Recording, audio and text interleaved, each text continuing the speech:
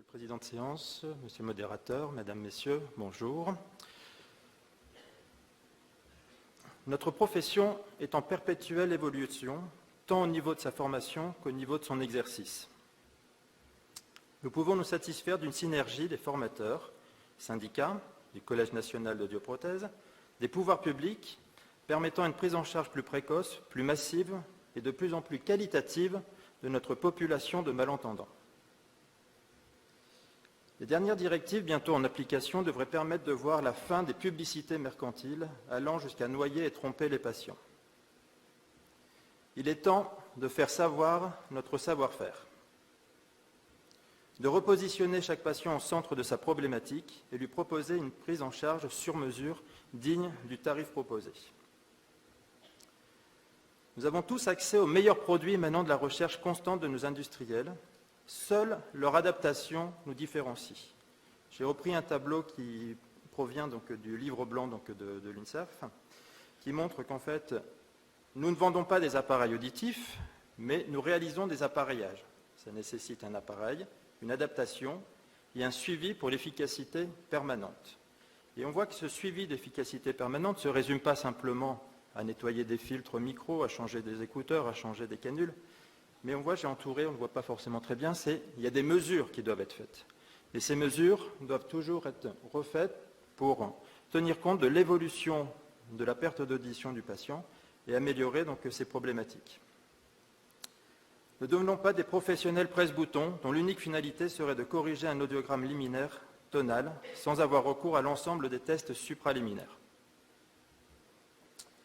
Nous devons, dans la mesure du possible, répondre à l'amélioration recherchée par les porteurs d'appareils auditifs. Et on voit sur cette diapo que presque 82% des patients souhaitent qu'on améliore considérablement la compréhension de la parole dans le bruit. Qui n'a jamais entendu un patient venir dans votre bureau-cabine et puis dire « Mais oui, mais ici tout va bien, vous articulez, vous parlez calmement, je vous parle doucement, vous êtes face à moi, donc déjà, et en plus je suis là pour vous écouter, donc je suis hyper attentif ». Il est donc important d'apporter des éléments de réponse avec des outils, des normes et des procédures, et être capable de transposer la réalité auditive du patient dans nos cabines. Une directive du 14 novembre 2018 est sortie et promeut la mise au point d'un dépistage de la surdité à l'échelle nationale et établit de nouvelles règles de prescription des prothèses auditives. Pour chaque oreille, l'audition doit remplir au moins l'une de ces conditions. Donc on savait déjà qu'il fallait une perte d'audition supérieure à 30 décibels, une perte supérieure sur les fréquences aiguës. Et on voit ici en rouge qu'enfin, la directive prend en compte la dégradation significative de l'intelligibilité dans le bruit. Elle répond ainsi à la demande de 82% des utilisateurs d'appareils auditifs. Elle devient un critère suffisant de prescription d'appareillage auditif pour répondre à la gêne sociale ressentie par le patient. On va réaliser des mesures dans le bruit, mais dans quel but? Donc déjà pour le dépistage, ça devient obligatoire, pour la prescription, pour l'objectivation, on va en avoir besoin pour savoir est-ce que nos prothèses auditives améliorent réellement le gain et le rapport signal sur bruit pour nos patients gênés dans le bruit. Et puis pour le réglage, on va pouvoir affiner, grâce à des simulations sonores, le réglage de nos appareils. Ça nécessite des mesures complexes, car le phénomène perceptif est multifactoriel, ce qu'on va voir après, mais doit être reproductible. Donc une norme est indispensable. Avant de commencer, j'ai repris des études qui avaient déjà été divulguées sur cette série 340 normands-entendants. On a l'habitude de travailler sur un CRT à 50%. Là, il y a des études qui ont montré un CRT aux 2/3, donc 67%. Et cette étude a été faite sur normands-entendants avec comme matériaux les mots. Et on voit qu'il y a 10% des sujets ont un RSB de -7 ou plus. Et 80% des sujets ont un RSB compris entre -9 et -12. Ce qui implique qu'on observe une très grande variabilité chez les normands-entendants pour la perception dans le bruit. Le matériau est échangé et on a utilisé des phrases. On s'aperçoit que toujours 10% des sujets ont un RSB donc de -7. Mais par contre, 80% des sujets ont un RSB compris entre -8 et -9, avec des phrases, alors qu'on était entre -12 et -9 quand on utilisait des mots. Conclusion, on observe une très grande variabilité chez les normaux-entendants pour la perception dans le bruit, et cette variabilité dépend du matériau de test. Notre étude, où on a comparé un malentendant, le patient S8, qui a une perte d'audition dans les hautes fréquences, et on l'a comparé avec 4 normaux-entendants, auxquels on a fait la moyenne, et on a simulé, on a testé avec un bruit stationnaire ou avec un bruit modulé. On voit que pour le patient S8, malentendant, il y a une influence sur la nature du bruit, sur le résultat. Et puis quand on compare le patient malentendant avec les normaux-entendants, on voit que le malentendant a une dégradation par rapport au bruit modulé, par rapport au bruit stationnaire, alors que si on regarde pour les normaux-entendants, c'est l'inverse. Conclusion, chez les malentendants, les résultats de perception dans le bruit dépendent de la caractéristique du bruit. De l'écart par rapport aux normaux-entendants dépend aussi des caractéristiques du bruit, ce qui entraîne une plus grande variabilité. Cette fois, 2 patients malentendants, patient S8, patient S7, tous les deux, vous voyez, ils ont une perte d'audition dans les hautes fréquences à peu près équivalente. On a testé le bruit stationnaire, on a testé le bruit modulé. S7 et S8 ont un seuil d'audibilité similaire. Pour S8, il y a une influence de la nature du bruit sur les résultats. Sur S7, on voit que l'influence est moins importante, on voit que les 2 courbes se collent pratiquement. Et si on compare S7 et S8, on voit que S8 est bien moins bon que S7 pour les 2 types de bruit. Donc en conclusion, à seuil d'audibilité similaire, on observe une très grande variabilité chez les malentendants pour la perception dans le bruit. Et cette variabilité dépend aussi du matériau de test. Donc en résumé, il existe cette grande variabilité chez les normaux-entendants pour la perception dans le bruit. Cette variabilité donc, dépend du matériau de test. Chez les malentendants, les résultats de perception dans le bruit dépendent des caractéristiques du bruit. Et l'écart par rapport aux normaux-entendants dépend aussi des caractéristiques de ce bruit. À seuil d'audibilité similaire, il y a une grande variabilité chez les malentendants pour la perception dans le bruit. Cette variabilité dépend aussi du matériau de test. Il y a des facteurs de variabilité, dans un premier temps, qui peuvent être périphériques, la résolution fréquentielle, temporelle, sensibilité aux modulations spectro-temporelles, à la structure temporelle fine, et aussi au niveau cognitif, la mémoire, l'attention, la vitesse de traitement. Alors, quelles mesures dans le bruit? Quelle cible? Est-ce qu'on utilise des logatomes, des mots, des phrases? Quel bruit? Énergétique ou informationnel? Stationnaire ou non? Spectre de parole ou non? Séparation spatiale ou non de la source? Donc, créer, pourriez-vous illustrer, une situation où un auditeur tentant de comprendre le discours d'un locuteur spécifique en présence d'un locuteur concurrent. On a utilisé un bruit énergétique, donc masquage par l'énergie du masqueur, auquel on a additionné un bruit informationnel, masquage lié à la nature du masqueur. Puis on a fait varier différents facteurs. La localisation des masqueurs par rapport à la source, sexe des masqueurs par rapport à la source, c'est-à-dire la liste de mots si c'est une voix de femme, une voix d'homme, et le bruit masquant, est-ce que c'est l'inverse, homme ou femme, l'intelligibilité au nom du masqueur, si on rend un masqueur intelligible ou non, et voir l'influence sur le release for masking. Une étude donc, de 2016 qui a été faite sur 6 normaux-entendants. Donc on voit la courbe qu'on va appeler la baseline, c'est la pire condition, c'est-à-dire que le masqueur et la source sont colocalisés, donc dans le même haut-parleur, masqueur de même sexe, là c'était des voix de femmes, et un masqueur intelligible. On voit que notre 50% d'intelligibilité, ça entraîne un RSB de 0 décibel. On a fait varier un facteur, on a modifié, la source a été donc déplacée au niveau spatial, et là on voit qu'à 50% d'intelligibilité, le RSB arrive à moins 20 décibels. Donc on voit toujours cette grande variabilité. En conclusion, sur les normaux-entendants, il y a une grande variabilité des résultats quand on fait varier un facteur. Puis on voit là les 2 courbes l'une sur l'autre, les 2 graphes, où on voit aussi, ça dépendait aussi s'il y avait 2 locuteurs ou 4 locuteurs. Et on voit que la dégradation est encore plus importante quand il y en a 4 que 2. On a tous constaté. Même étude faite en 2019, cette fois sur 12 surdités neurosensorielles, qui sont représentées sur l'audiogramme. Toujours utiliser notre situation de référence, la baseline en fait, où 50% d'intelligibilité entraîne un RSB de 0.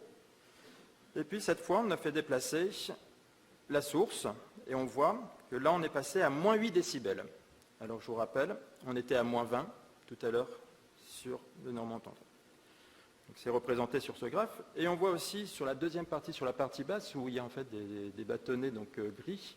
Et là, ça permet de montrer l'écart entre le normo-entendant et les malentendants. On voit que dans la pire situation, qu'on soit normaux ou malentendants, c'est compliqué pour tout le monde. Par contre, on voit qu'il y a des grandes variabilités qui existent en fonction donc, des différents facteurs.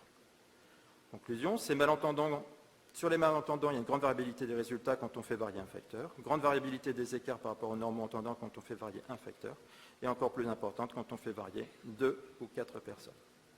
Conclusion sur cette partie, mesurer dans le bruit, il y a une grande dépendance liée au sujet. Quel bruit? Quelle situation sonore? Pour l'objectivation, choix d'un test normé, mais lequel? Pour la correction, choix de situation adaptée au patient. Plusieurs tests sont à notre disposition et se caractérisent par deux types de procédures. Il y a la procédure fixe ou adaptative. Fixe, on a un niveau de bruit fixe, une liste de matériel vocal émise à une intensité fixe qui entraîne une valeur d'un RSB, un score en pourcent, un RSB testé, puis une série de listes pour obtenir une valeur du SRT50. Ça donne des courbes psychométriques et puis il y a une moyenne qui est réalisée. Autre méthodologie, adaptatif, on a un niveau de bruit qui est variable, une liste de matériel vocal, un RSB varie en fonction de la réponse du patient. Par exemple, si la réponse est bonne, le RSB diminue, si elle est mauvaise, le RSB augmente. Différents tests que vous connaissez tous, que vous pratiquez certainement, donc le Framatrix, qui peut être adapté donc, de façon fixe ou adaptative, au casque ou en champ libre, dans le bruit ou dans le silence, on utilise des phrases que vous voyez. Là, c'est sur la version donc, adaptative, où on voit qu'on commence avec un RSB à 0, puis après on fait varier en fonction de la réponse du patient. Le test Digit, donc un peu plus simplifié, c'est un test adaptatif avec des pas fixes de 2 décibels de rapport signal-son bruit. Avec une réponse fausse, on augmente, c'est avec une bonne réponse, on diminue. C'est un test qui peut être fait au téléphone, pour du dépistage, sur des tablettes, via Internet, dans le bruit bien sûr, bruit à spectre de parole, et on utilise des séries de 3 chiffres. Digivox, que nous avait proposé donc Alain Vinet, avec tout d'abord une première version qui était fixe. L'ensemble des listes du Collège national était proposé. Contrôle complet de l'environnement, donc soit en stéréo, soit avec un système 5.1, soit avec un système 7.1. Et on pouvait utiliser différentes sources de bruit, différents types de bruit, le cocktail party, de l'ICRA, enfin différentes sources. Et ce test a été adapté aujourd'hui, donc dans une version donc, adaptative, où on utilise cette fois des phrases de hint ou des mots dissyllabiques de Lafont. L'OBG donc, de notre ami donc, Léon Daudelet signale, et le bruit se trouve donc, dans le même haut-parleur. Variation adaptative du signal avec plus ou moins 3 décibels, et ce qui donne une valeur donc, de SRT. Le test VRB, développé donc, par notre équipe lilloise, avec Christophe Vincent, François Leclerc et Christian Renard, donc avec un RSB fixe qui s'utilise dans le bruit. Le matériel, ce sont donc des mots-clés dans une phrase, je vous expliquerai après, et qui répondent donc à une formule mathématique. 8 phrases testent 8 pertes donc, de rapport signal sur bruit, allant de plus 18 décibels à moins 3 par des pas de 3 décibels. Ça dure 4 minutes, donc c'est assez rapide, c'est pratique, et ça se fait en champ diffus. Donc la passation d'un test vocal dans le bruit est essentielle pour diagnostiquer une presbyacousie précoce, alors que l'audiométrie vocale dans le silence et l'audiogramme tonal ne sont qu'informatifs. Mise en évidence ou suspicion de troubles centraux de l'audition, les neuropathies auditives, on ne va pas réadapter un patient de la même manière s'il y a des neuropathies auditives. Permet de quantifier le bénéfice de la prise en charge tout au long de la durée de la vie de l'appareil. Désormais, nous bénéficions d'outils permettant de mesurer de façon rapide, fiable et reproductible les compétences des déficients auditifs pris en charge par nos équipes pluridisciplinaires. On peut se poser la question, est-ce suffisant pour bien mettre le patient au centre de ses difficultés quotidiennes? Personnellement, je ne pense pas. Pour ça, on va pouvoir utiliser des outils de simulation sonore.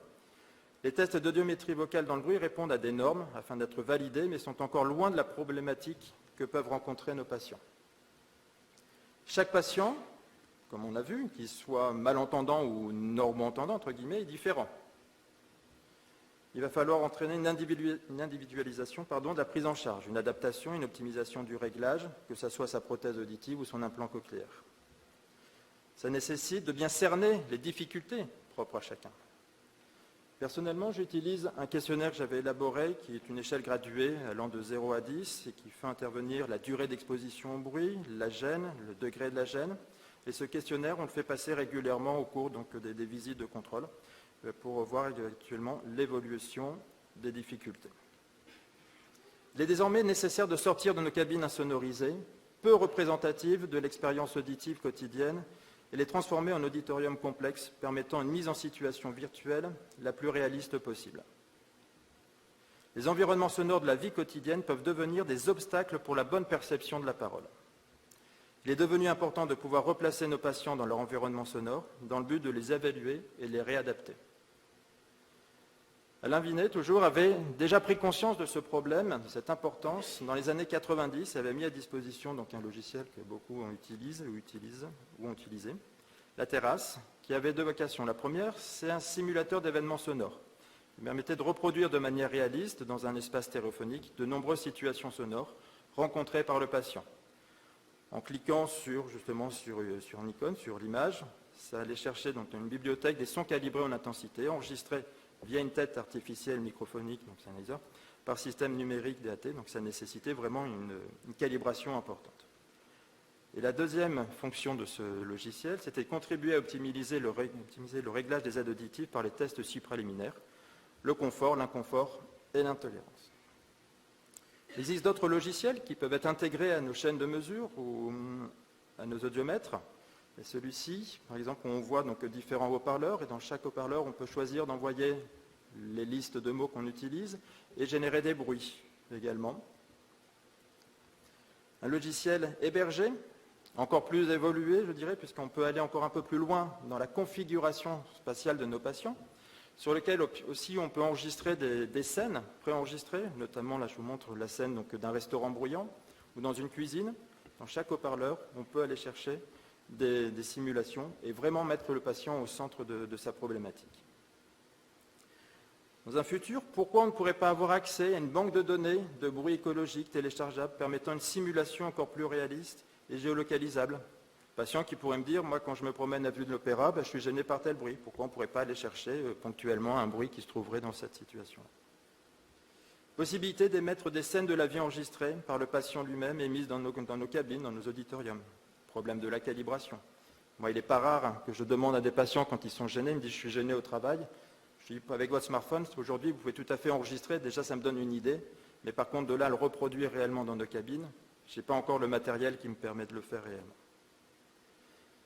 Sans le savoir, les problèmes en mesure dans le bruit, c'est un problème international. Au Canada, il y a eu une présentation à l'ACFOS il y a quelques semaines, où on voit qu'une équipe a sorti un système, je dirais, plug and play, où en fait tout est installé. On a un dispositif, une sorte de cercle, qui est composé de 8 haut-parleurs, où on met vraiment au centre le patient. C'est un système d'immersion 360 qui permet de présenter des stimuli sonores toute nature, tels des sons purs ou des sons de l'environnement ou de la parole, sur 360 degrés, en séquence ou aléatoirement. Une multitude de tests de perception auditive, dont notamment la localisation et la reconnaissance de la parole sont ainsi possibles. Le recours aux simulations sonores est important dans le ressenti patient qui se sent pris en charge. Le patient se rend compte que on prend compte de sa problématique. Réglage en temps réel de nos prothèses avec l'ensemble des algorithmes actifs. Dans nos chaînes de mesure, souvent on était obligé, pour pouvoir enregistrer des courbes, de les couper, parce qu'on n'avait pas de reproductibilité. Élaboration de programmes dédiés et en comparaison immédiate. Comparatif de prothèses en situation égale, qui permet vraiment dans ce choix prothétique. J'ai repris une diapositive de Grégory Gerbaud il y a 1 an ou 2, où il avait fait justement un comparatif entre deux prothèses, la prothèse A et la prothèse B. La prothèse A, est-ce qu'elle est mieux que la prothèse B? Pour certains patients, peut-être, peut-être pas pour tout le monde. Donc justement, en créant ces simulations, on va pouvoir aider et se rapprocher des problématiques du patient. La téléaudiologie future, mais je ne vais pas en parler, je vais juste l'introduire puisque ça fait partie des communications à venir. C'est un ajustement sur mesure, à distance, de prothèses auditives, de l'implant cochléaire, là où se trouve le patient dans le cadre d'ajustement. Il faut savoir que ça se fait entre 2 rendez-vous chez l'audioprothésiste. On ne peut pas se contenter simplement de faire un réglage, ça ne dédouane pas, il faut toujours voir nos patients venir au moins 2 à 3 fois par an dans nos laboratoires. C'est en fait ce que je vais appeler un réglage micrométrique pour pouvoir aider davantage le patient. Donc ça, on en reverra par la suite. Ça nécessite aussi une réhabilitation prothétique en équipe pluridisciplinaire. C'est aussi le thème donc, de cet après-midi. On sait tous que la fonction crée l'organe. Mise en situation, plus votre patient sera en difficulté dans des milieux bruyants, plus il sera performant. Un élève qui ne sait pas faire un exercice en maths, il y a deux solutions. Je ne le fais pas, je ne saurai jamais le faire. J'en fais 10, je saurai le faire. Votre patient, plus il va passer du temps dans les situations gênantes, plus il sera performant aussi. L'élaboration du meilleur gain prothétique. Quand on fait un bilan d'audition centrale et qu'on s'observe qu'il y a des troubles centraux, on sait bien que les résultats ne seront pas forcément donc à la hauteur du patient.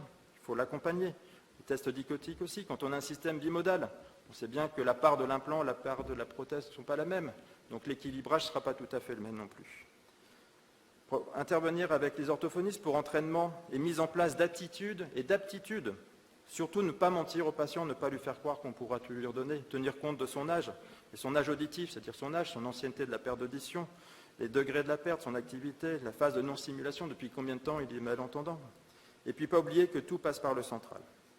En conclusion, je voulais juste dire que, par rapport à une étude également d'Anderson en 2013, comprendre la parole dans le bruit est influencé par les éléments cognitifs. Traitement central, cognition, expérience de la vie, et seuls 10% de la compréhension de la parole dans le bruit sont influencés par la capacité auditive elle-même. Je voulais remercier donc Vincent Péan et Alain Vinet qui m'ont aidé à la préparation de cette présentation. Et je vous remercie tous pour votre attention.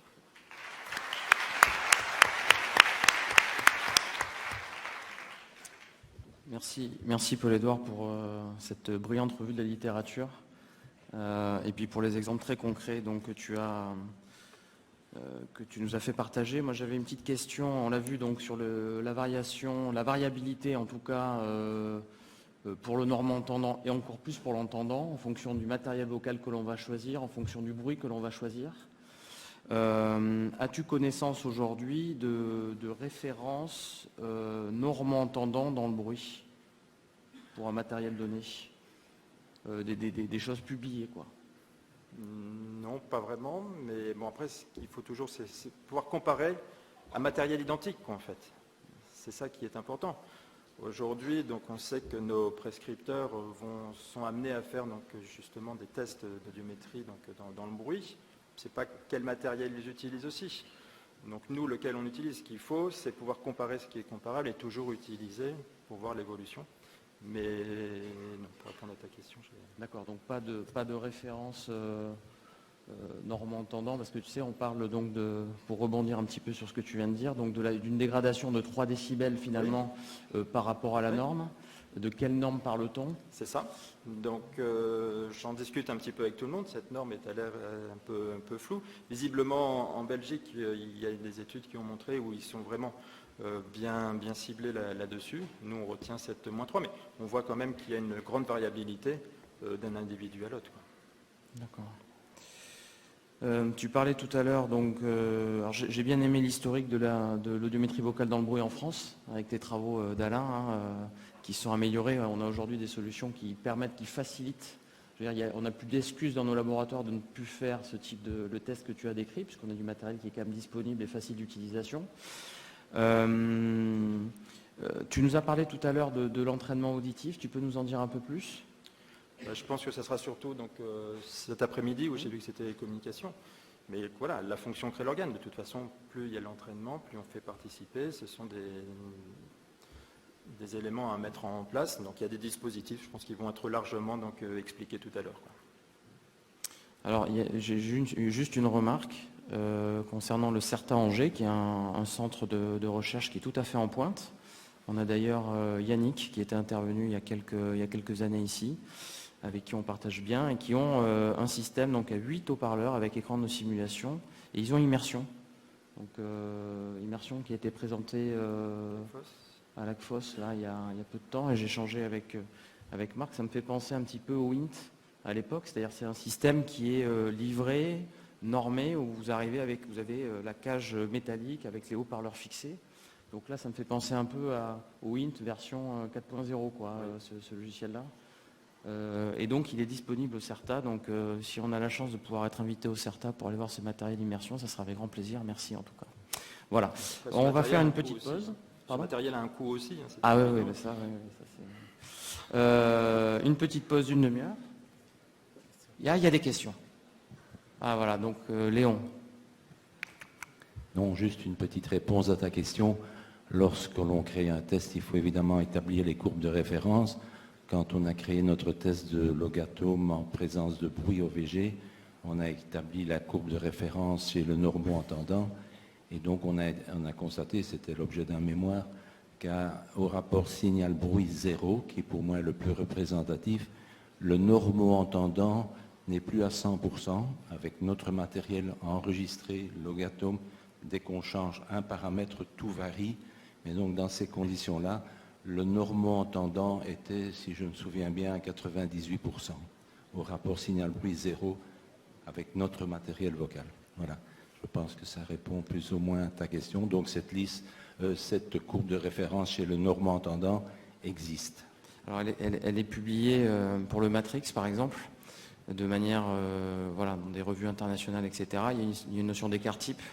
On l'a sur le VRB également, donc il y a quelques tests en effet, mais plus le test va être robuste, plus on a d'intérêt à l'utiliser, parce que si on se retrouve avec des variations trop importantes, ça pose un certain nombre de problèmes. Et cette question de la norme, par rapport à quelle norme voilà, on se fixe, on va demander quand même des précisions, je pense, à nos instances, de manière à bien préciser les choses, puisque chaque test doit être livré avec sa référence norme entendant, ce qui est aujourd'hui un élément très important pour nous, encore plus qu'avant. Voilà. Merci. Franck. Oui, félicitations Paul-Édouard pour ton travail. Je voudrais juste faire un commentaire sur quelque chose qui m'a fait bondir, qui n'y a pas de toi. Tu n'y es pour rien et j'y suis pour rien. C'est cette directive qui dit que l'indication d'appareillage, c'est à partir de 30 décibels de perte tonale. Alors, je voudrais m'inscrire complètement en faux par rapport à ça. Je pense que c'est un genre de directive qui peut faire des dégâts dans notre profession, parce qu'on va passer à côté d'indications d'appareillage. L'audiogramme tonal ne mesure pas grand-chose, et je pense que ce n'est pas à partir d'un audiogramme tonal qu'on peut poser une indication d'appareillage ou non. En effet, dans mon expérience, en tout cas, je vois des enfants, des ados ou des adultes qui peuvent avoir une perte tonale moyenne de 20 dB avec une vocale très significativement dégradée dans le bruit. Et quand on appareille ce genre de cas, eh bien, dans certaines proportions, on arrive, et même parfois les remettre sur la normale statistique avec leurs appareillages dans le bruit. Donc je voudrais qu'on dise haut et fort que ça n'est pas à partir de la perte tonale qu'on pose une indication d'appareillage. Alors c'est vrai que voilà, dans les règles d'indication d'appareillage, donc il y en a 3. Elles ont été modifiées. Donc il y a donc la perte moyenne strictement supérieure à 30, la perte sur le 2000 Hz supérieure à 30, on était à 35 juste avant, et la dégradation dans le bruit avec une dégradation supérieure à 3 décibels par rapport à la norme voilà, que l'on recherche. Et donc c'est une des 3 règles, si le patient se situe dans une des 3 règles, et une seule règle suffit, hein, voilà, ça peut déclencher, donc en effet, voilà. Mais on peut aussi, il aurait été souhaitable, en tout cas, peut-être d'envisager la position de l'acouphène, etc. C'est vrai qu'il y a un certain nombre de choses, mais je pense que globalement, voilà, c'est à nous aussi d'apporter la bonne parole, notamment au niveau des tests dans le bruit, dans les cabinets ORL. Voilà, je pense qu'il y a encore un petit peu de travail.